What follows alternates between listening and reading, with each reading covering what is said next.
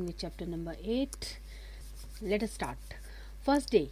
The general atmosphere in Shivala Bazaar calm and stable, communal relations harmonious, tailor Khuda Baksh dealing with sick woman customer, old Karim Khan story about Musa and Khijr, journal's announcement of a Congress meeting, Peer of Golra Sharif passed by, Nathu's restless wanderings, is drinking, meeting with the unresponsive Murad Ali.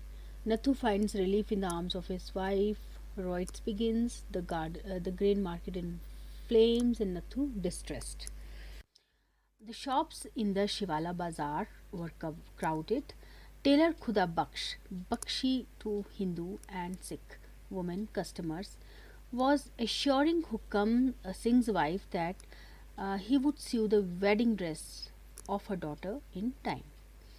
The tailor also noticed the installation of the alarm bell of the temple that was damaged during the 1926 riots and said that he trembled hearing its sound.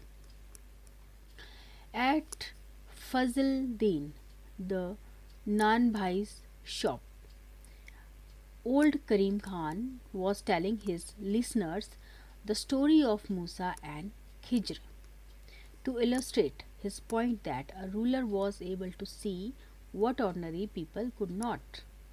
That was why a handful of Firangis, he said, were able to rule over us because they were very wise, very subtle, and very farsighted.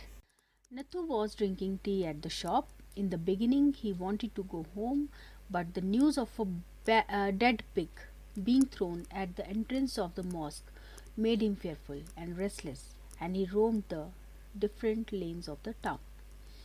Once he thought of going to Motia, the prostitute, and spending the night there, but later changed his mind. He heard an announcement of a Congress meeting to be held in the evening to make an appeal for peace. Soon everyone in the shop stood up for a holy man, Peer of Kolra, passing through, and everyone paid obeisance to the Peer, means respect to the Peer. Old Karim Khan remarked that Peer Sahib could cure any disease and gave a personal example of it. Earlier, even Kafirs could go to him. He did not touch them and felt their pulse with a stick. But now he hated them and did not examine them. There was another turn in Nathu's mood. He felt good, but he passed by the Jama Masjid. He saw an unusually large number of people coming out of the mosque. Probably the Peer had delivered a sermon there. In the Bara Bazaar, he ate kebabs and drank country wine and bought a flower garland and put it round his own neck. In this drunken state, he saw Murad Ali for the second time that day and tried to talk to him but was unable to extract a word out of him.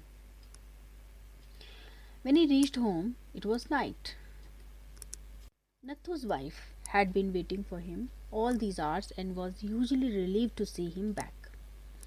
She had not eaten anything. The news of the killing of a pig and its being thrown at the entrance of a mosque had made her nervous and she had cried all day. Nathu then made love to her, but she still did not share his secret of the pig with her. Soon they both heard loud noises and the Muslim slogan of Allah, O Allahu Akbar, and the Hindu reply, Har Har Mahadev. And above all, the insistent ringing of the alarm bell. They also saw an unnatural glow of light in the distance. Probably the grain market was on fire. All this made Nathu tremble, and he sat on the cot, stone stiff, holding on to his wife. Now the confused mixture of sounds woke up Lisa also. She roused Richard from his sound sleep, but he dismissed her fears and asked her to go to sleep. When she insisted, he told her that a riot had broken out between Hindu and Muslims. In effect, he told her that the Britishers' best safety lay in their fighting among themselves. Now we'll come on the chapter number 9. इसमें आता है लाला Lakshmi Narayan's growing anxiety about family safety in a Muslim मोहल्ला. उसके बाद है grain market fire. उसके बाद है रणवीर's absence. उसके बाद है decision to seek Muslim help to shift to a safe place. ठीक है. It was night and the grain market was on fire. The alarm bell was ringing. Slogans were being raised. The rioting had broken out. Lala Lakshmi Narayan was very anxious about the safety of the family living in a Muslim mohalla. His neighbor Fazal Din had assured him of safety. Earlier, Hayat Baksh, president of the district Muslim League, they had grown up together, had also assured him. But he felt that Muslims were not to be trusted. Ranveer too was absent from home, but the family had received word that he was with Master Dev Vrat. The only weapon in the house, a small wood chopper, was missing, having found its way through Ranveer to the Youth League's arsenal. Lalaji was greatly upset and he wanted to send his servant Nanku to his in-laws to seek the help of their Muslim friend Shah Nawaz to take them to a safer place. But his wife, concerned with the safety of the servant, persuaded him to wait till the following morning. To add to Lalaji's anxiety, he heard the sound of running feet and of someone being chased, but to his great relief, the person was not Ranveer. Now, chapter number 10, the riot-torn city. Shehnawaz escorts Lala Lakshmi Narayan and family to safety, retrieves get his friend Raghu Nath's wife's jewelry box from his old house, but kicks their servant Milky. ये होता है 10th chapter में. Okay, the following day the city woke up only half alive. Okay, all business and other activities had come to a standstill. Many persons had been killed. Shops had been looted. Overnight, a dividing line between Hindus and Muslims had been drawn. Rumors were widespread. Rife means widespread. Jarnail, however, reached the Congress office for the Prabhat Feri and condemned his colleagues for their cowardice and the lack of bravery. Cowardice means lack of bravery. And the British for their mischief, and appealed to all to maintain peace.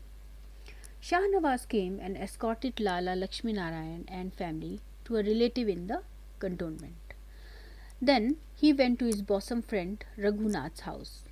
On the way, he stopped at a Muslim locality where Maula Dat told him that a poor Muslim had been killed by some Kafirs.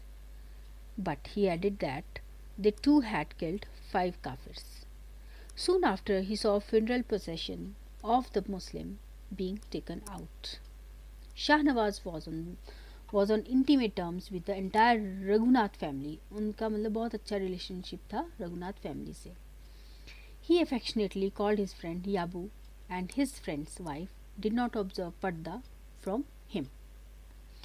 It was Raghunath's boast that his closest friend was a Muslim.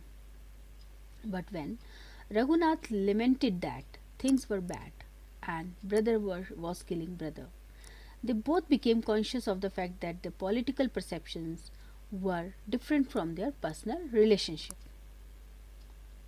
To change the subject, Shah Nawaz told him of his chance meeting with an old schoolmate of theirs, Bhim, the previous day.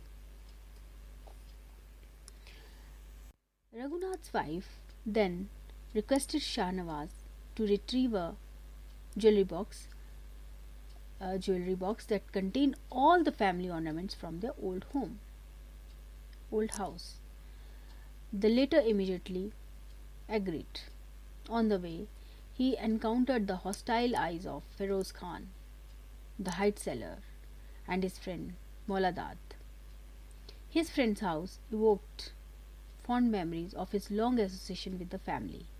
He also noticed the chutiya on the Garwali servant Milky's head. While taking the box out, he happened to look out of a window and saw a crowd of mourners in a mosque. Whether it was the chutiya on Milky's head, the grieving crowd of mourners, the funeral procession, or all that he had heard during the past few days, something snapped in him and he kicked Milky viciously, which broke his spine and killed him. Back to his friend Raghunath's house, he handed the box to his friend's wife and told them that Milky had fallen from the staircase and had broken a bone or two. He assured them that he would arrange for medical help for him. At this moment, Shahnawaz seemed a saint to Raghunath's wife. Thank you so much. Please subscribe my channel if you like it. Thank you.